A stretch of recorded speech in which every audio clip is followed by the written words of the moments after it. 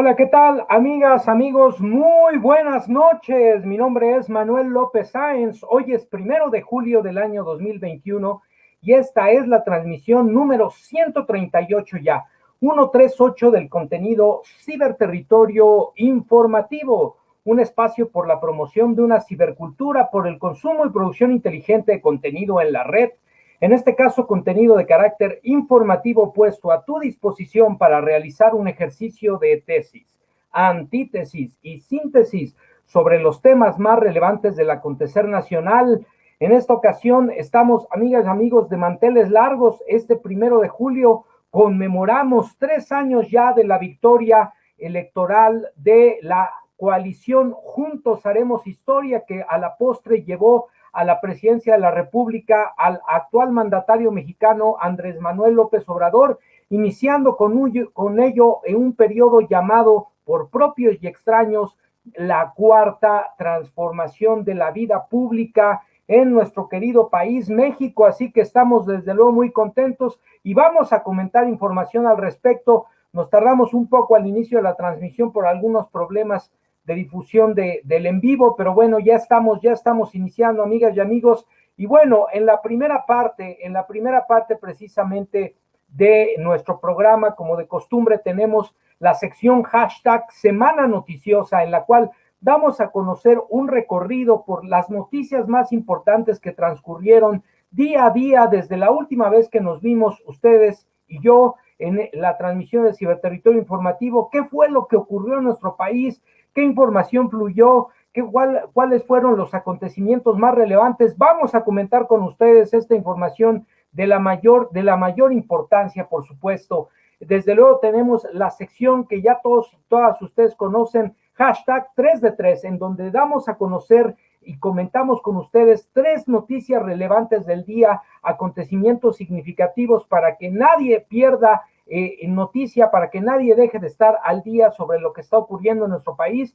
Y finalmente el contenido etiquetado con el hashtag incógnito, en donde invitamos a un ciudadano, una ciudadana como tú, como yo, a que venga y platique con nosotros sobre los acontecimientos más importantes que están ocurriendo en nuestro país. Y bueno, particularmente decir que en esta semana noticiosa transcurrieron notas verdaderamente importantes, relevantes, que queremos comentar con ustedes. Y vamos, por supuesto, a compartir pantalla para que no perdamos detalle todas y todos juntos sobre lo que ocurrió precisamente en nuestro país en los últimos días. Y bueno, el primer contenido que publicamos precisamente después de nuestra última transmisión fue el 25 de junio y es el relacionado con la consulta popular, la consulta ciudadana para determinar si estamos de acuerdo las mexicanas, los mexicanos, sobre las responsabilidades, la investigación, la indagación y en su caso el procesamiento judicial a los actores políticos del pasado. Así puso la pregunta a la Suprema Corte de Justicia de la Nación. Sabemos de quiénes hablamos, particularmente de los expresidentes del periodo neoliberal en nuestro país, desde Carlos Salinas de Gortari, Ernesto Zedillo, Vicente Fox, Felipe Calderón y Enrique Peña Nieto. Si vamos a decidir que se les lleve, se les investigue y en su caso se les enjuicie, se les procese por los delitos que haya lugar en el cumplimiento de sus funciones como mandatarios federales. Amigas y amigos, no podemos perder esta oportunidad de seguir juntos haciendo historia y participar en esta consulta ciudadana, en esta consulta popular, que además está contemplada en la Constitución Política de los Estados Unidos Mexicanos.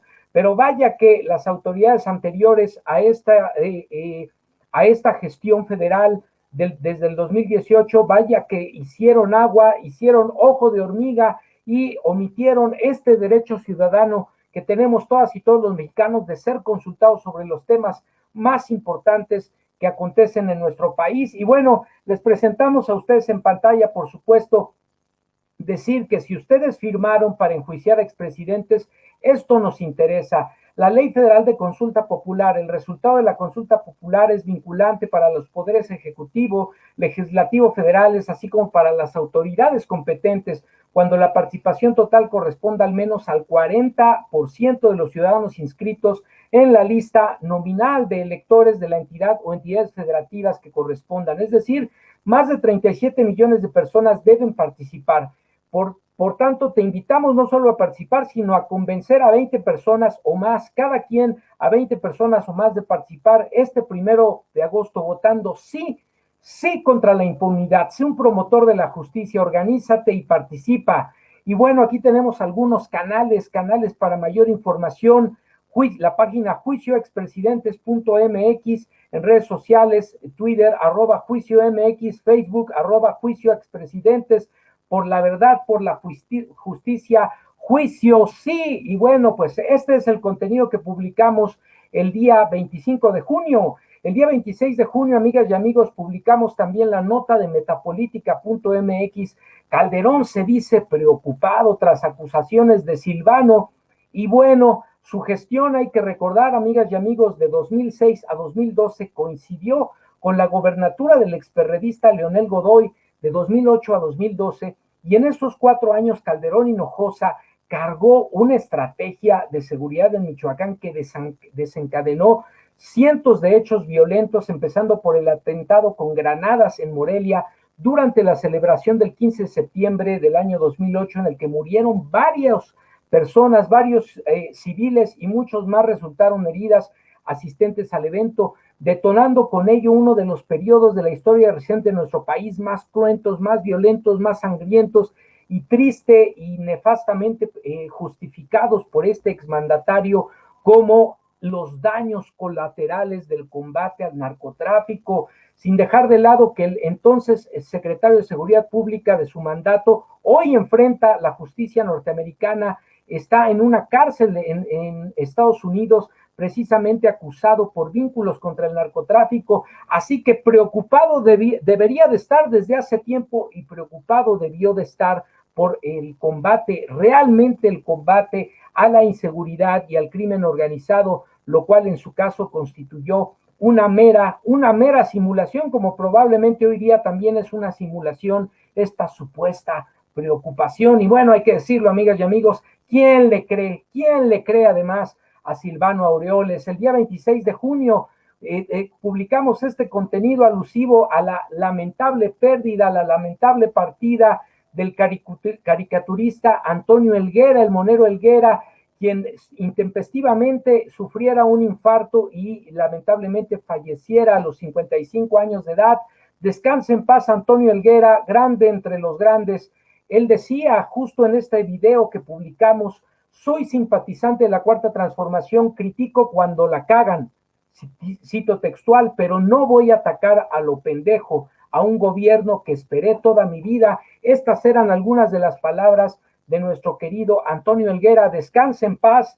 Y bueno, pues ahí tenemos el recuerdo de este extraordinario monero político. El día 27 de junio retomamos del periódico El Polemón la nota titulada "Así montaron el Universal y el Financiero las fake news del espionaje". Dicen ellos, los medios tradicionales, que hacen periodismo serio, pero en realidad mienten, engañan. Por eso es una falacia, mienten y engañan, se burlan de sus electores. Y aquí está acreditada en esta nota precisamente la falta de inconsistencias en las afirmaciones, en sendas columnas de opinión sin mayor sustento, sin mayor evidencia, la calumnia por delante y enarbolada además por un pseudo periodista, opinólogo, que en realidad es el abogado de Televisa. De ese tamaño la simulación y las patrañas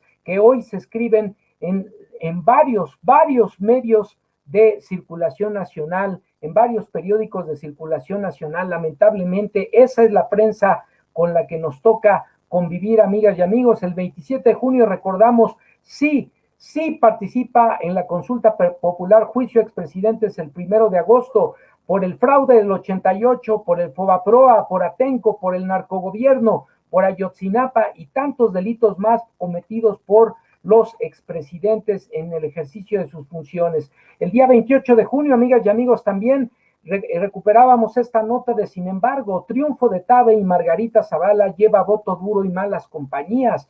Se acredita en este artículo extraordinario la relación entre estos dos candidatos ahora electos para funcionarios, Mauricio Tabe y Margarita Zavala, con la delincuencia organizada precisamente en la delegación, en la alcaldía, hoy alcaldía Miguel Hidalgo, que estuvo apoyando, que estuvo haciendo campaña grupos delictivos a favor de estos personajes, la compra de votos en colonias populares y una senda campaña de fake news en los medios tradicionales de comunicación acompañaron el supuesto triunfo, fueron las claves del supuesto triunfo de Margarita Zavala y Mauricio Tabe. ¿Quiénes son? Nos preguntamos aquí los verdaderos delincuentes electorales. @Marco Cortés, presidente del PAN, le preguntamos. El día 28 de junio publicamos esta extraordinaria entrevista al doctor Hugo López-Gatell, subsecretario de Promoción de la Salud de nuestro país, en el programa de televisión Chamuco TV, en el canal 22. No tiene desperdicio, y decía: infodemia del COVID-19 y el desabasto de medicamentos contra el cáncer infantil obedece a intereses económicos y políticos claramente vinculados al PRI y al PAN, con tintes, dijo el funcionario, de golpe blando. Esto, por supuesto, tiene enloquecida a la oposición y a la comentocracia en México. El 29 de junio también compartimos esta nota del periódico La Jornada, alusiva precisamente, en palabras de Gatell: PRI y PAN en el negocio de las medicinas, por eso están tan enojados y lanzan calumnias. En el caso de los fármacos contra el cáncer, a una sola compañía mexicana que corrompió brutalmente el sistema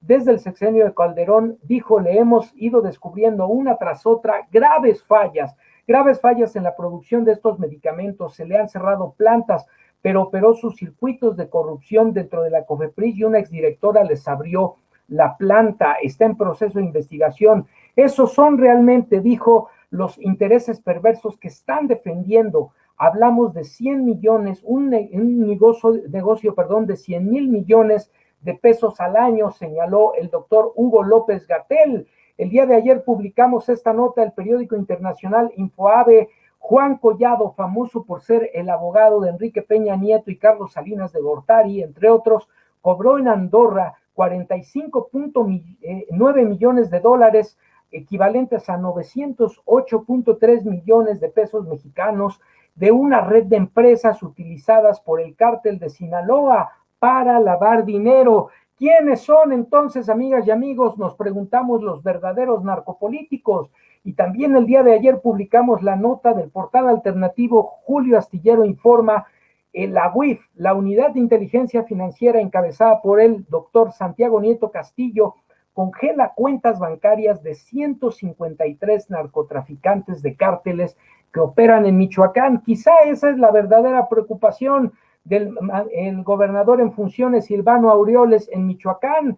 ¿Quién le va a pagar su retiro? ¿Quién de sus amigos ahora le va a proporcionar su retiro de la política al basurero de la historia en nuestro país, si le están congelando las cuentas a sus amigotes, los delincuentes? Pues aquí lo tienen, este recorrido noticioso, amigas y amigos, por lo que ocurrió en nuestro país en los últimos días. Y bueno, vamos ahora a la primera nota de la sección hashtag 3 de 3, etiquetada precisamente con el hashtag cáncer de la infamia. Y es que en los días recientes hemos visto nuevamente en las calles a supuestos manifestantes que reclaman la inexistencia de medicamentos en el sector público de salud de nuestro país para atender a los pacientes con cáncer, particularmente los niños con cáncer, que ya se le habían olvidado a la oposición y a la comentocracia en el marco de la pandemia, pero que ahora vuelven a la cargada. Esta nota, amigas y amigos, la recuperamos precisamente el portal de noticias alternativo Polebón.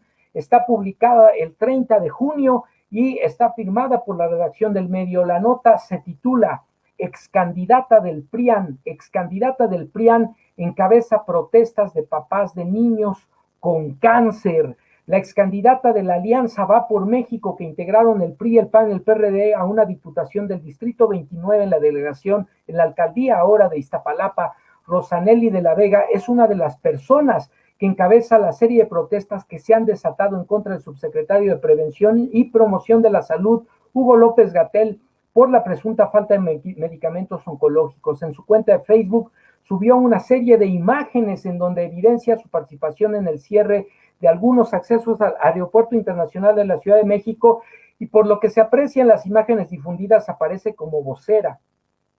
Como vocera, sí, lo escucharon bien, amigas y amigos, del grupo de padres de familia inconformes. Aquí lo tienen. La excandidata cobra protagonismo y relevancia al colocarse al frente del grupo de padres y ofrecer declaraciones a los medios de comunicación que se encuentran ahí presentes. De la misma manera, el caricaturista y escritor Rafael Barajas, el Fisgón, escribió en su cuenta de Twitter un hilo en el que deja en evidencia que el líder de los padres que han protestado por la supuesta falta de medicamentos para el tratamiento de sus hijos con cáncer pertenece al Partido Acción Nacional. ¿Es cierto o no que el dirigente del grupo del tema de los niños con cáncer milita o no en el PAN? Si revisamos esto, vamos a ver que sí es cierto, dijo Barajas, pues de acuerdo a una nota del diario digital 24 Horas, Israel Rivas Bastida, uno de los líderes de los padres de los niños con cáncer, milita en el PAN desde el año 2006 y que incluso fue representante suplente del PAN en el Distrito 5 en Chiapas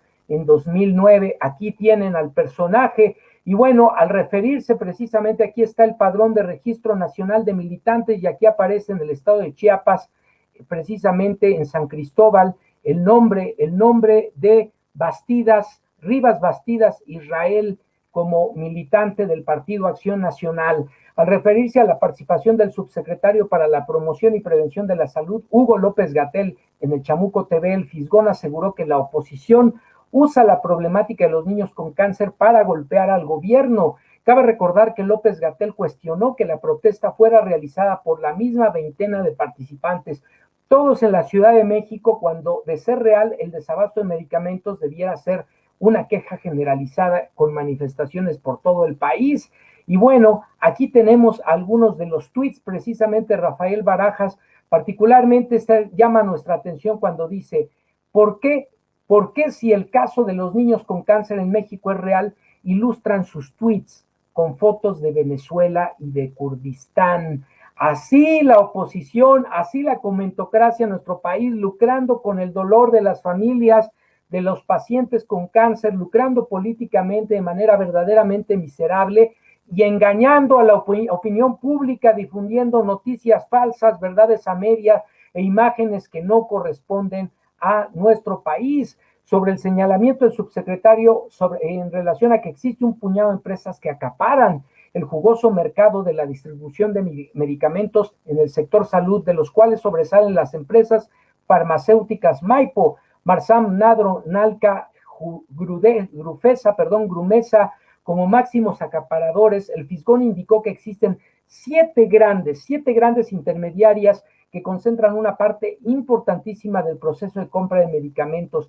Estamos hablando de verdaderas fortunas, de un mercado de 100,000 millones de pesos. La mayoría de estas empresas están vinculadas a grupos de interés político y económico. Por si fuera poco, una de las manifestantes que tiene un parentesco con una persona enferma de cáncer aceptó que hasta ahora sí ha tenido todos los medicamentos disponibles y ha sido atendida de su enfermedad. Y aquí, amigas y amigos, les vamos a poner el video para que vean realmente qué es lo que está pasando. No hay aquí personas realmente que estén sufriendo una situación de desabasto. En realidad se trata de una manifestación política de unos cuantos que están tratando de lucrar con el dolor y la salud de las verdaderas familias que tienen algún niño, alguna persona que padece cáncer.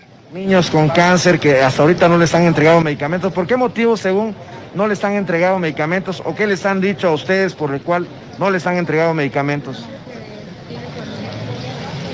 Bueno, nosotros además venimos en apoyo a los niños con cáncer, somos de aquí de Iztapalapa, por el cual no hay medicamentos. Ustedes vienen en apoyo a los padres. ¿Hay algún padre aquí de los niños con cáncer? La muchacha la que tiene la diadema de bolitas, esa es también. El niño de chaleco también. Muy buenos días, amiga, disculpe que te moleste. Vemos que están en la protesta.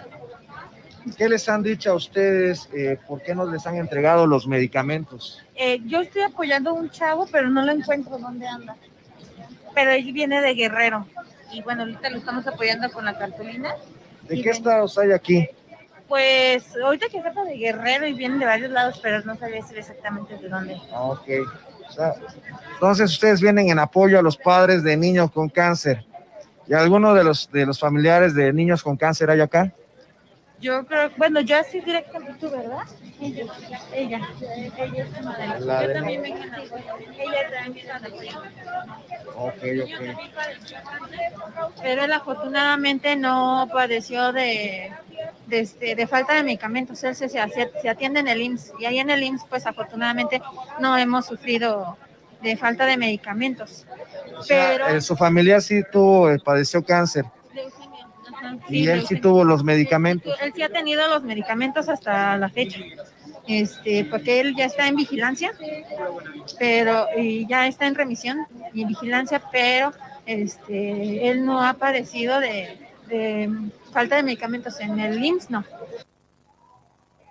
Pues aquí lo tienen, amigas y amigos, desenmascarados de cuerpo entero, la oposición política miserable, desenmascarada la comentocracia, es una absoluta mentira. Por supuesto, se ha reconocido un desabasto intermitente de medicamentos como resultado también del desabasto a nivel internacional. No olvidemos que también en este marco de la pandemia, pues las farmacéuticas se han concentrado a la producción de las vacunas y eso puede en un momento determinado también generar el desabasto a nivel mundial que se traduce en estas intermitencias, pero el medicamento ha estado garantizado. Aquí tenemos a una de las manifestantes que dice que tiene un familiar que sí recibe el medicamento, pero está ahí, no sabemos realmente quiénes son estas personas y a qué intereses obedecen. Por eso decimos, amigas y amigos, hashtag cáncer, pero cáncer de la infamia. Y con esto cerramos el primer contenido de nuestra sección hashtag 3 de 3. Vamos al segundo contenido etiquetado con el hashtag los compromisos se cumplen. Esta nota la recuperamos del portal de noticias alternativo. Sin embargo, este medio que ha hecho un recuento cada vez que se realiza un informe de los logros, de los compromisos cumplidos por parte del presidente de la República. La nota fue publicada el día de hoy, precisamente firmada por la corresponsal del medio, Daniela Barragán, y se titula AMLO, 3 años, 12 compromisos sin cumplir, 29 en proceso y 41 ya se han alcanzado. Prácticamente más de la mitad están ya en una posibilidad de decir se cumplieron totalmente y algunos de manera parcial. Al cumplirse 3 años de que ganara la elección presidencial, Andrés Manuel López Obrador está también por cumplir la mitad de sus compromisos, aunque formalmente él asegura que tiene más de 90 en verde, aunque falta transparencia en parámetros que demuestren que ya están palomeados. Llega el tercer aniversario de su victoria electoral el 1 de junio de 2018 con 41 de sus 100 compromisos ya cumplidos, 29 que están por alcanzarse y acumula 12 en la categoría de no cumplidos. Para el resto no hay parámetros que aún puedan determinar cuál es su estatus. Sin embargo, ha realizado este ejercicio en cada informe el gobierno de López Obrador para evaluar los compromisos. Se utiliza también la información de la cuenta pública, Compranet, boletines de prensa, datos del Consejo Nacional de Evaluación de la Política de Desarrollo Social, Coneval, y la lista de los 100 compromisos de la propia Administración Federal. La lista de las 100 acciones es la que el presidente leyó en el Zócalo capitalino el 1 de diciembre de 2018, el día de su toma de protesta. Los compromisos dependen de leyes aprobadas y políticas de las secretarías. Otros son simbólicos y responden en el ideal de una clase política que ahora tiene prohibido cometer actos de corrupción. Y aquí tenemos el récord desde los primeros 100 días, amigas y amigos, hasta los 3 años, alcanzando los 41 compromisos ya cumplidos, 12 que aún no se han alcanzado, 29 que están por alcanzarse y 18 que aún no son evaluables. Y vamos particularmente a las cifras y a los compromisos que sí se han cumplido. Los estudiantes de primaria y secundaria que provengan de familias de escasos recursos económicos recibirán becas educativas, cumplido. Todos los estudiantes de los colegios de bachilleres, escuelas técnicas vocacionales, preparatorias públicas, recibirán una beca de 800 pesos mensuales, cumplido. 300,000 jóvenes en condiciones de pobreza que ingresen o estén estudiando en universidades tendrán derecho a una beca de 2,400 pesos mensuales, cumplido. Se cancelará la reforma educativa, se establecerá el artículo 3º constitucional, el derecho a la educación gratuita en todos los niveles de escolaridad, y el gobierno no agraviará nunca más, a maestras y maestros, cumplido. Bajarán los sueldos de los altos funcionarios y aumentará proporcionalmente los sueldos de los trabajadores de base y sindicalizados que ganen menos de 20,000 pesos al mes, cumplido. Se aumentarán las pensiones de adultos mayores en todo el país, es decir, se entregará a cada uno 1,274 pesos mensuales, cumplido. También se recibirá este apoyo por parte de 1,000,000 de discapacitados pobres, en especial niñas y niños de pueblos y colonias marginadas, cumplido. Los pequeños productores del campo, ejidatarios, comuneros o pequeños propietarios recibirán un apoyo económico semestral para la siembra de alimentos, cumplido. A los pequeños productores de maíz, frijol, arroz, trigo y leche se les comprarán estos alimentos a precios de garantía en almacenes o depósitos de Diconsa y Liconsa, cumplido. Se unirá Diconsa y Liconsa en una sola empresa para un abasto y la distribución de alimentos de consumo popular. Se llamará Segalmex. En los almacenes, tiendas y lecherías de estas nuevas dependencias se distribuirá una canasta de alimentos básicos a precios bajos para combatir la desnutrición y el hambre del pueblo, cumplido. Se otorgarán créditos a la palabra y sin intereses a ejidatarios, comuneros y pequeños propietarios para la adquisición de novillonas, babas y sementales, cumplido. No aumentará el precio de las gasolinas, el diésel y la luz, no solo se le aplicará el componente de inflación, es decir, no habrá gasolinazos, cumplido. No aumentarán los impuestos más allá de la inflación y no se crearán nuevos impuestos, tampoco aumentará la deuda pública, no gastaremos más de lo que ingrese a la hacienda pública, cumplido. Seremos respetuosos de la autonomía del Banco de México y de sus políticas para evitar que haya inflación o devaluaciones, cumplido. No se comprarán sistemas de cómputo en el primer año de gobierno, cumplido. Solo tendrán, aquí se nos movió la información, vamos a regresar. Y bueno, pues aquí tenemos este récord, amigas y amigos, por supuesto, les invitamos a seguir el contenido, a leer la nota completa. Solo se tendrán secretarios particulares los funcionarios integrantes del gabinete ampliado, cumplido. Se cancelarán los fideicomisos o cualquier otro mecanismo utilizado para ocultar fondos públicos y evadir la legalidad y la transparencia. Esto vaya que le dolió a la oposición también, cumplido. Se reducirá en 50% el gasto de publicidad del gobierno, cumplido. No se comprará ninguna mercancía que exista en los almacenes públicos en cantidad suficiente, cumplido. Solo tendrán apoyo de choferes los secretarios y subsecretarios, salvo plena justificación. Los policías y los militares de distintas corporaciones no estarán al servicio de funcionarios o particulares, cumplido. Se cuidarán los bienes de las oficinas a disposición de servidores públicos para proteger el patrimonio colectivo, cumplido. Se acabará la impunidad, se reformará el artículo 108 constitucional, se podrá juzgar al presidente en funciones por cualquier delito como algún otro ciudadano, cumplido.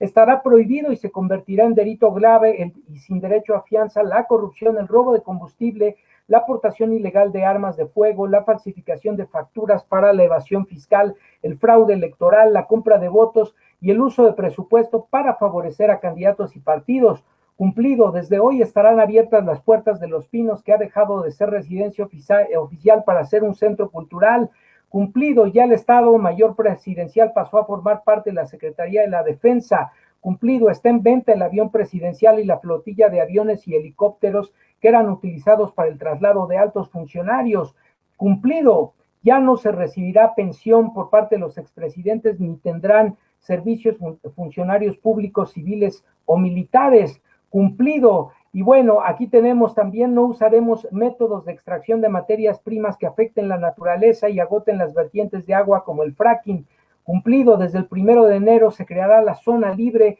en los 3,180 kilómetros de la frontera de Estados Unidos, cumplido. El salario mínimo nunca se fijará por debajo de la inflación y este ha sido un logro verdaderamente histórico, cumplido.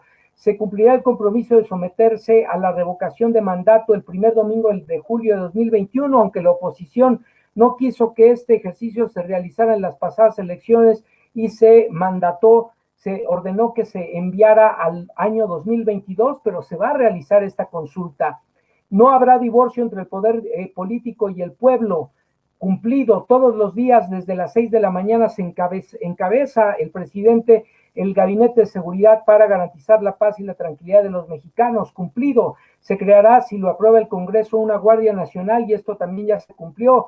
El presidente, conformidad con la ley, es el comandante supremo de las Fuerzas Armadas y nunca dará la orden al ejército o a la marina de que masacren al pueblo. Se acabará la represión y la guerra. Cumplido. La Fiscalía General será autónoma. Cumplido. Mantendremos relaciones respetuosas con el Poder Legislativo y Judicial.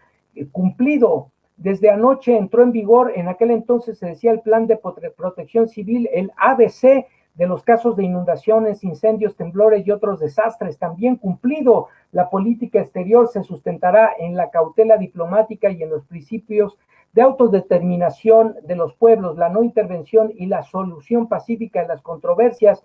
Cumplido. Y la relación con el gobierno de Estados Unidos será de respeto, beneficio mutuo y de buena vecindad. Es momento de cambiar, se dijo, la relación bilateral. Y esto, amigas y amigos, claramente también es otro de los compromisos cumplidos. Y con esto, amigas y amigos, cerramos la segunda noticia de nuestra sección hashtag 3 de 3, la noticia etiquetada con el hashtag los compromisos se cumplen. Y finalmente vamos a la última nota de esta sección etiquetada con el hashtag consulta popular va.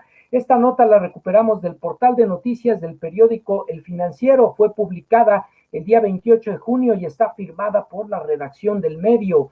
Así será el procedimiento operativo del INE para la consulta sobre expresidentes. Las mesas receptoras se ubicarán en los mismos domicilios que fueron utilizados durante las elecciones del 6 de junio. El Instituto Nacional Electoral definió los pasos y procedimientos a seguir de cara a la consulta popular para el enjuiciamiento a los últimos 5 expresidentes de México el próximo domingo 1 de agosto. Y bueno, aquí tenemos, por supuesto, cómo será la boleta. Sí será la boleta de la consulta popular para enjuiciar a expresidentes de México. La pregunta que ya conocemos todos, ¿estás de acuerdo o no en que se lleven a cabo las acciones pertinentes con apego al marco constitucional y legal para emprender un proceso de esclarecimiento de las decisiones políticas tomadas en los años pasados por los actores políticos, encaminado a garantizar la justicia y los derechos de las posibles víctimas? La respuesta posible es sí o no. Y bueno, por supuesto que invitamos a todas y todos los mexicanos a participar en esta consulta histórica que sin duda marcará un antes después en la historia de nuestro país. La consulta fue propuesta por el presidente Andrés Manuel López Obrador con el fin de que la ciudadanía decida si se somete o no a juicio a los expresidentes Carlos Salinas de Gortari, Ernesto Zedillo, Ponce de León, Vicente Fox, Felipe Hinojosa y Enrique Peña Nieto. La propuesta se envió a la Suprema Corte y el 1 de octubre de 2020 aprobó la realización del ejercicio al determinar que la materia del mismo no violaba la Constitución. Pues aquí lo tienen, amigas y amigos. No olviden difundir, no olviden participar, no olviden seguir siendo juntos parte de la historia. Juntos seguiremos haciendo historia. No más impunidad, no más injusticia, no más corrupción, castigo a los actores políticos del pasado, castigo en las responsabilidades que haya lugar a los expresidentes. Y con esto, amigas y amigos, estamos cerrando, por supuesto, la nota del día, la sección del día de hoy, por supuesto, etiquetada con el hashtag 3 de 3. Y ahora sí, amigas y amigos, sin más preámbulo, vamos a la última sección de nuestro programa, hashtag incógnito, en donde platicaremos con una ciudadana, un ciudadano como tú, como yo, que vendrá a platicar con nosotros sobre estos y otros temas. Quédense con nosotros para que sepan ustedes de quién se trata y conozcan sus interesantes puntos de vista. Y sin más preámbulo, damos la bienvenida a nuestra amiga, a nuestra estimada amiga Adriana Sánchez Vega. Muy buenas noches, Adriana Sánchez Vega. Bienvenida, gracias por acompañarnos. ¿Cómo te encuentras el día de hoy? Pues muy bien, Manuel, muy agradecida de que me hayas invitado a tu programa, de estar aquí con tu audiencia y muy emocionada. Quería compartir desde la mañana con alguien esta emoción que se siente por los 3 años de esta victoria apabullante, pero sobre todo de una victoria con democracia, de un presidente legítimo por el cual luchamos mucho. Entonces nos ha costado, nos costó mucho llegar, pero yo creo que seguimos el ejemplo del líder que tenemos, y entonces pusimos toda esa enjundia, le pusimos ganas, salimos a las calles a votar masivamente y lo conseguimos, contra todo. Entonces, pues para mí es un gusto que me hayas invitado en este día, porque la verdad todavía siento la emoción. Yo tengo videos y fotos porque estuve participando siempre muy activamente y los pongo y sigo sintiendo la misma emoción, de verdad. Sin duda alguna, contra viento y marea, y claro, claro que existe, perdura el júbilo de esta gesta histórica, de esta victoria extraordinaria, más que de un actor político, de una agrupación política o de una coalición, una victoria del pueblo de México, sin duda alguna. Y bueno, vamos a presentar, amigas y amigos, como corresponde a nuestra invitada el día de hoy. Por supuesto, gracias a ti, Adriana, por aceptar la invitación y por acompañarnos. Adriana Sánchez Vega es ciudadana mexicana y licenciada en políticas y proyectos sociales, madre y jefa de familia. Actualmente se desempeña como apoyo a servicios parlamentarios en la Cámara de Diputados.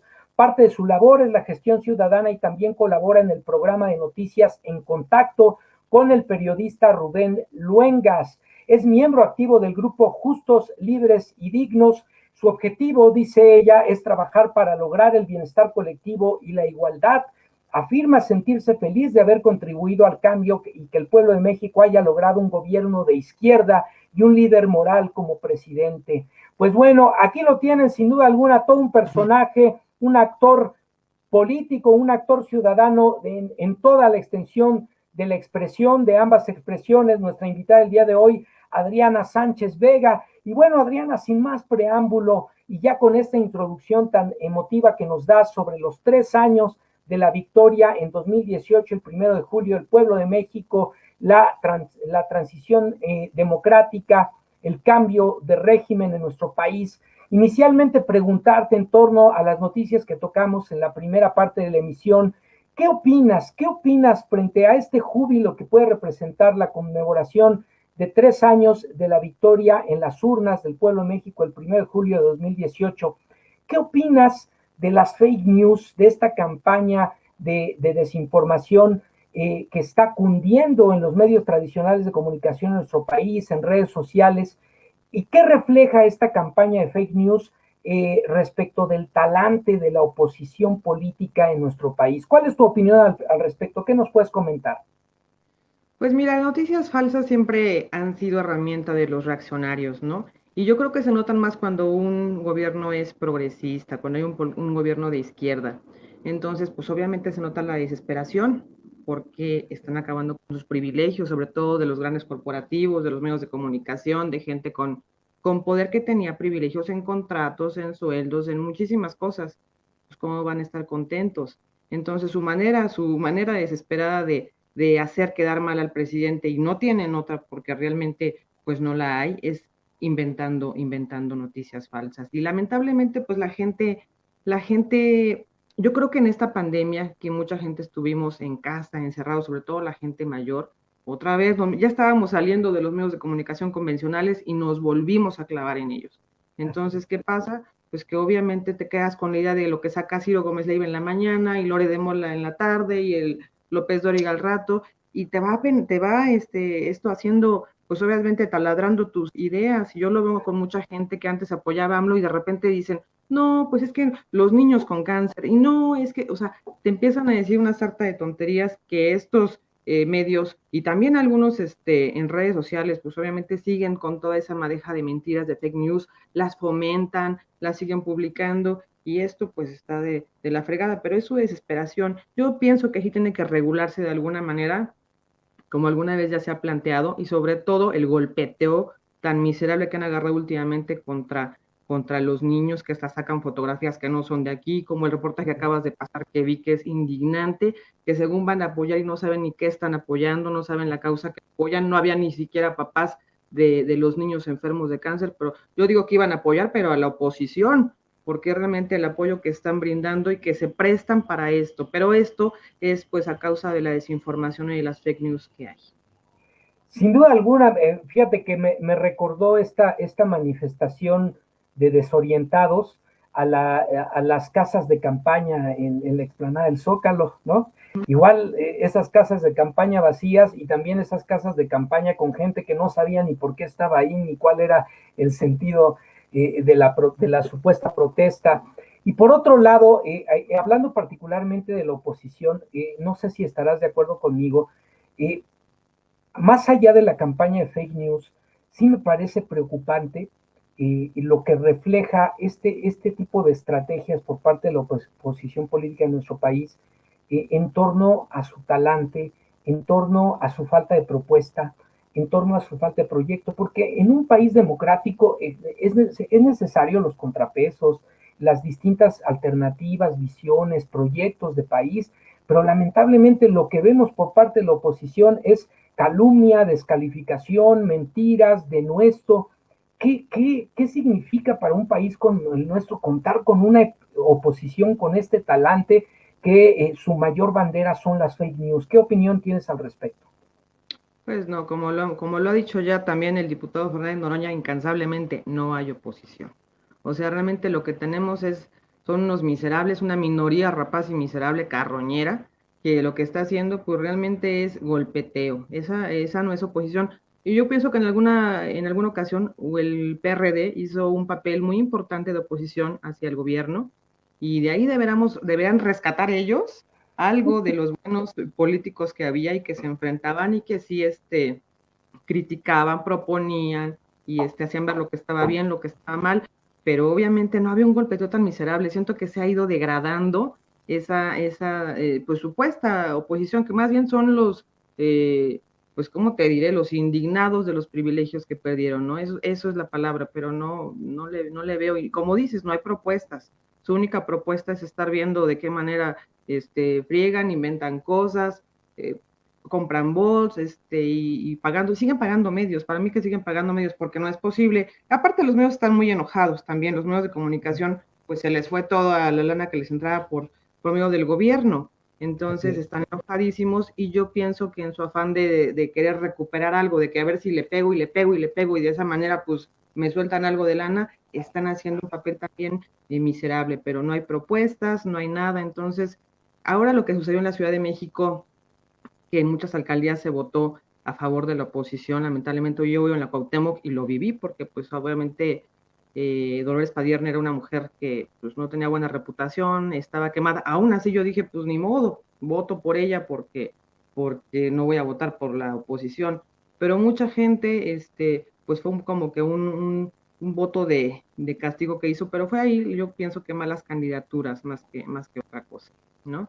Pero todo se unieron. Ahí lo único bueno que le puedo ver a la oposición sería que ellos tienen mucha unión.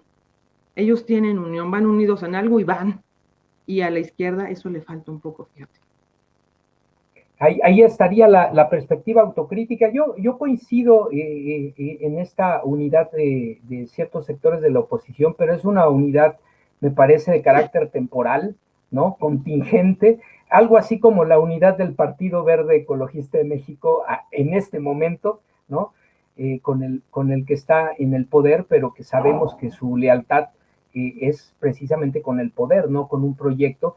Y bueno, por otro lado, también, ahora que tocas esta situación de las elecciones en la Ciudad de México, efectivamente, este voto de castigo, pero un voto de castigo no razonado, frente a quizá a débiles candidaturas, pero también a pugnas internas, en el sentido de la división que mencionas, quizá en algunos casos se habla hasta de traiciones, y por otro lado, como esto que mencionábamos de la Miguel Hidalgo, los vínculos entre la delincuencia organizada y la oposición política en nuestro país, los vínculos entre el poder económico, el poder mediático, las campañas de desinformación, de las cuales pues sí fue víctima en su conjunto, además de la coacción del voto en algunos casos, sobre todo en colonias populares, fueron víctimas algunos sectores de la ciudadanía para ejercer de manera desinformada su voto. Pero bueno, pues esa es parte de las libertades y también de los riesgos. Habrá que seguir trabajando en la conciencia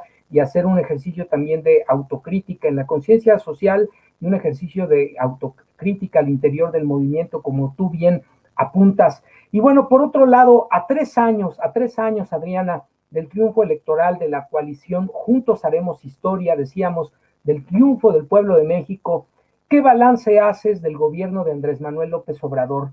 ¿Qué logros destacarías? ¿Cuáles serían los principales pendientes, los desafíos en el futuro próximo? ¿Cuál es tu perspectiva al respecto? Pues ahorita que estaba viendo los logros que sacaste de la nota de Sin embargo, me quedé sorprendida porque pareciera que ya lleváramos 5 años, o sea, o 6 años, de verdad, se me hace que se ha cumplido mucho en tan poco tiempo.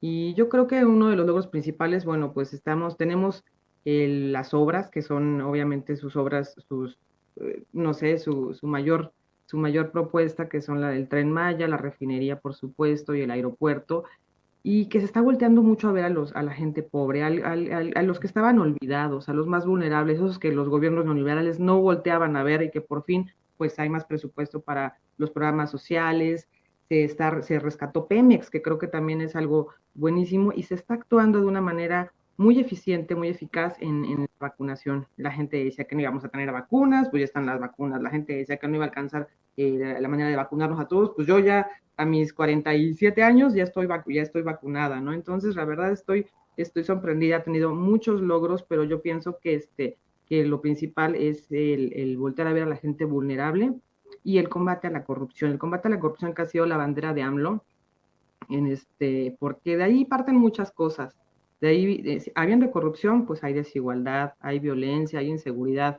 Entonces, atacando la corrupción, creo que atacamos pues parte fundamental de los problemas que hay. Y se ha trabajado muy bien, entonces esos serían los principales logros que yo le veo al gobierno de Andrés Manuel. ¿Cuáles serían desde tu punto de vista los desafíos en el corto, en el mediano plazo? Quizá también los pendientes. ¿Qué es lo que haría falta atender con mayor puntualidad? ¿Y cuáles son los retos desde tu punto de vista en la segunda mitad del sexenio ya? Pues fíjate que hay el crecimiento económico, que es algo que también va a ser, yo pienso que es un desafío muy, muy grande, y sobre todo por la crisis económica derivada de la pandemia. Se perdieron muchos empleos, obviamente cerraron fuentes de trabajo, y sí va a haber va a costar mucho trabajo poder levantarnos. Ese es un gran desafío que se tiene que enfrentar. Y además de todo, el hecho de juzgar a la gente, la manera de juzgar a la gente, no solo a los expresidentes, porque aparte de los expresidentes, que bueno, ahí viene la consulta, pero hay corrupción de gobiernos anteriores que tienen que nos la deben, y eso debe de hacerlo Andrés Manuel, se debe de trabajar. Lástima que ayer el Poder Judicial pues juega un papel también deleznable, ¿no? Y miserable, porque pues obviamente los moches ahí siguen, y es parte de la corrupción que se debe de exterminar. Entonces yo pienso que el desafío es el crecimiento económico y la inseguridad que hay. La inseguridad también es un tema muy fuerte, porque Andrés Manuel pues siempre ha dicho que la violencia genera más violencia. Entonces su gobierno se ha caracterizado por no reprimir. Y nos queda clarísimo, lo hemos visto con las manifestaciones que han habido de feministas, que no se les reprime y que la policía se echa para atrás y todo, y no ha habido represión. Pero no sé si se pueda seguir trabajando de esa manera. De repente sí pienso que debemos de tener un poco más mano dura, porque pues estamos viendo en una etapa política del país muy violenta, que eso nos dejaron también los gobiernos, y ahora nos toca a nosotros limpiar, nos toca a nosotros pues ahora sí que trabajar desde abajo, desde las bases.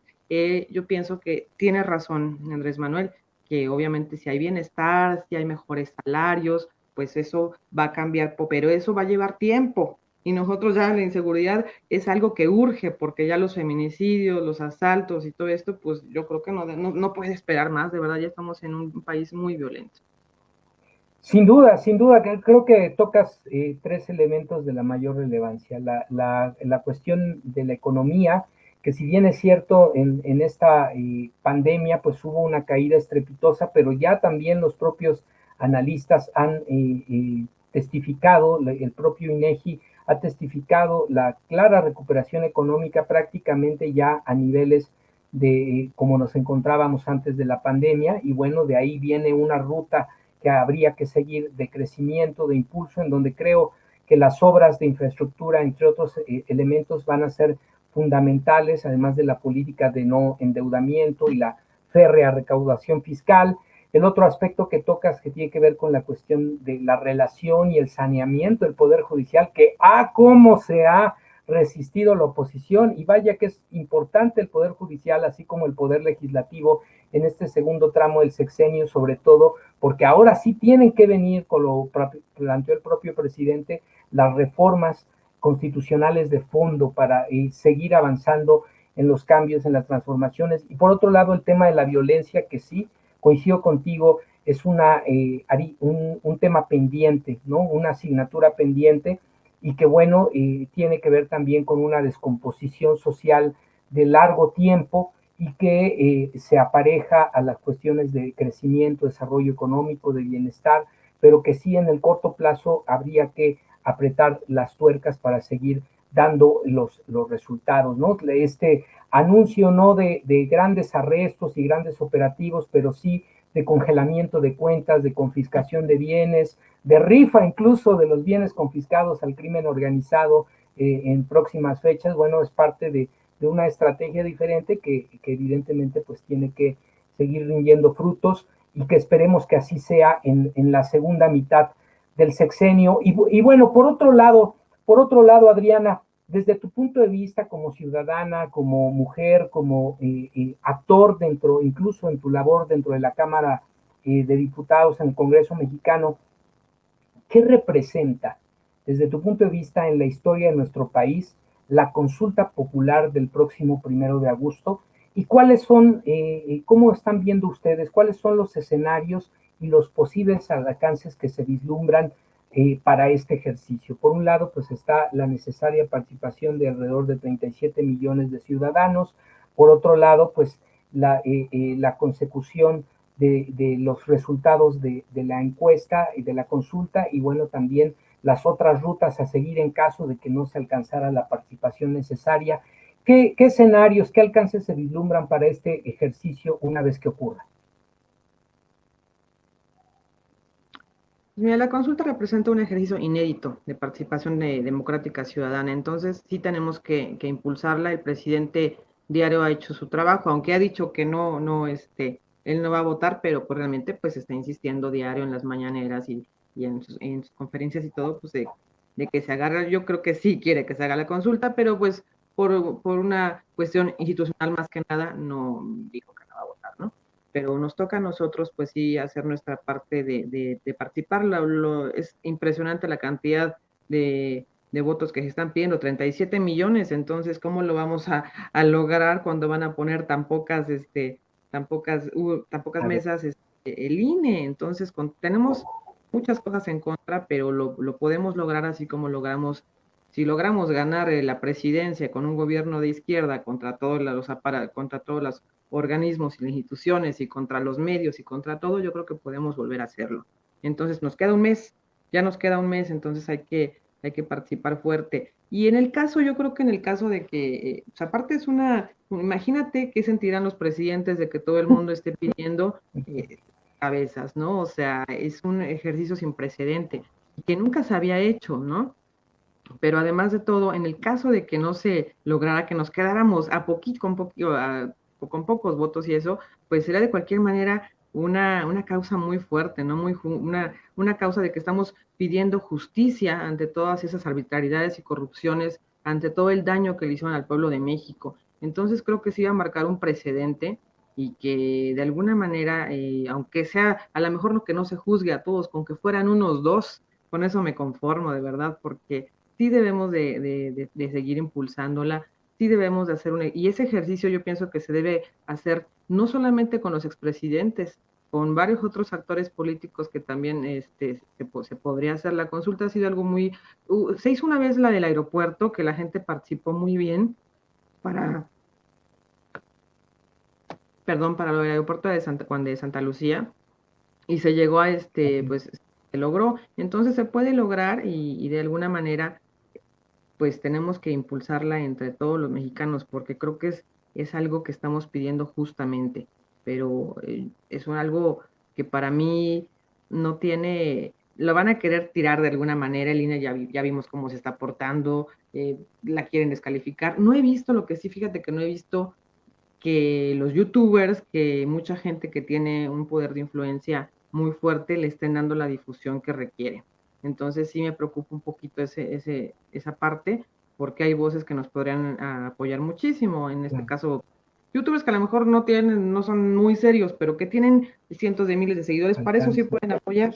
O sea, ahí es algo que beneficiarán mucho al pueblo, decir, oigan, el 1 de agosto vamos a votar, invitemos a 20 o más personas, aquí van a estar las mesas, que se informe dónde van a estar ubicadas las mesas, a qué hora podemos ir, desde qué hora. Entonces, toda esa información, pues que empiecen a bajarla, ¿no? En redes sociales también nosotros, los que manejamos Facebook o Twitter o lo que manejemos, impulsarla, porque de esa manera, de boca en boca con nuestros familiares, con nuestros amigos, pero sí con medios, obviamente los medios convencionales no lo van a hacer, ¿no? Ya hasta parece que van a estarlo impulsando, pero sí nuestros youtubers de izquierda, pues pueden hacer lo propio.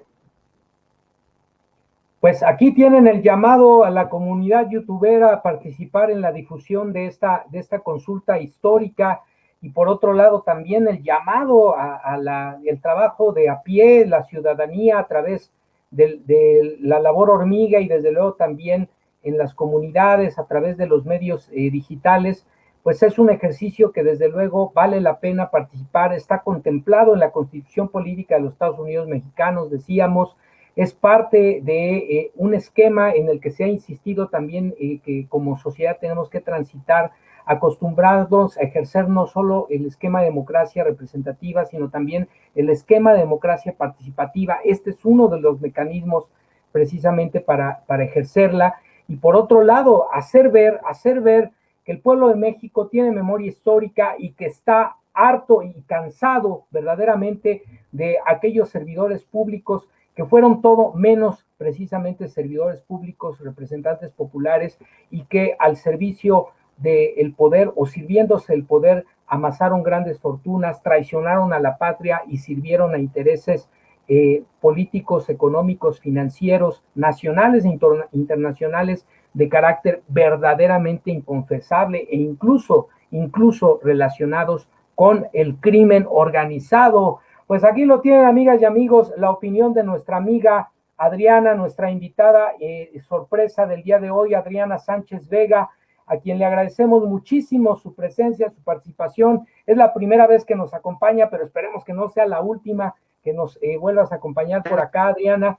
Y te invitamos también a nuestras amigas, amigos que nos ven, a leer todos juntos los comentarios que nos regalaron nuestras amigas en la transmisión el día de hoy. Manuel López Olivares nos dice saludos desde Aguatepec. Ángeles Dávalos nos saluda. Sonora Torro, hola a todos.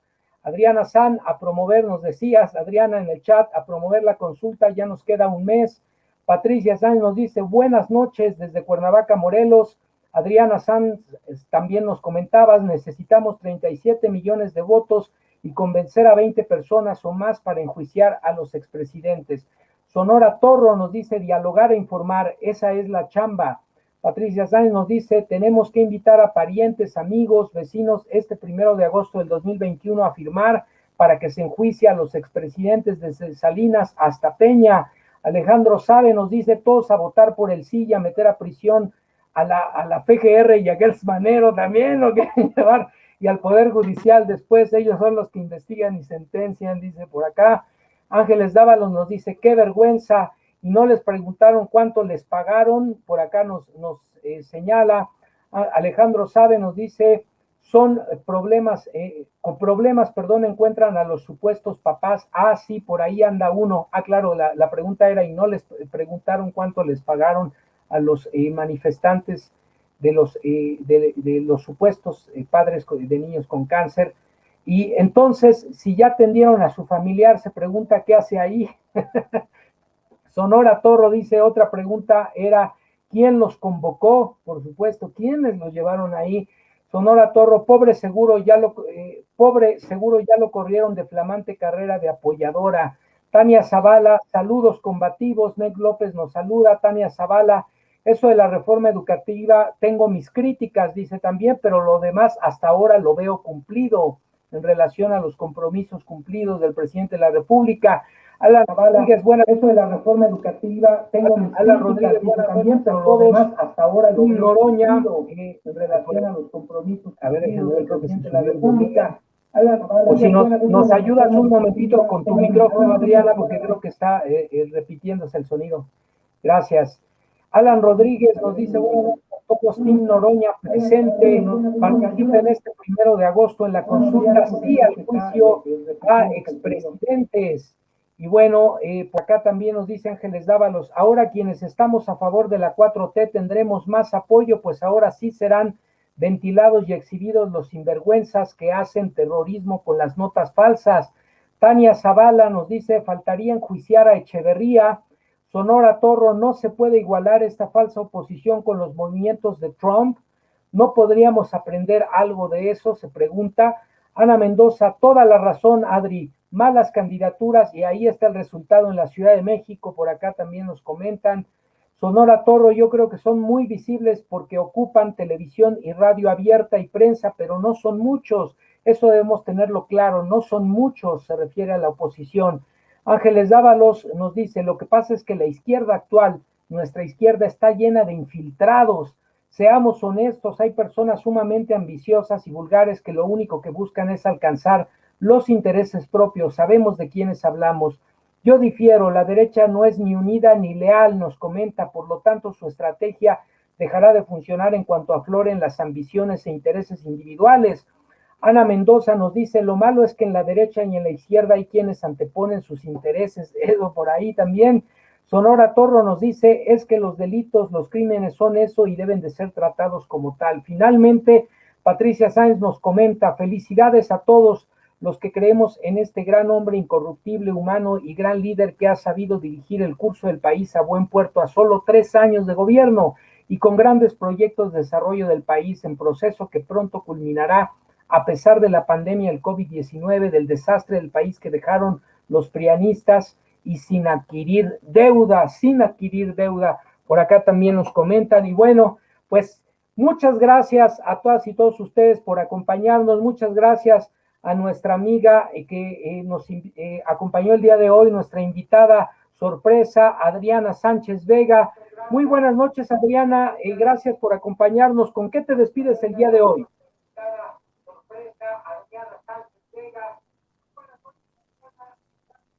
Gracias. ¿Con qué te despides el día de hoy? Pues me despido con un gran sabor de boca de estar aquí con ustedes, de haberte conocido, porque no tenía el gusto, te había escuchado y me había encantado tu programa, entonces pues por fin estoy por aquí.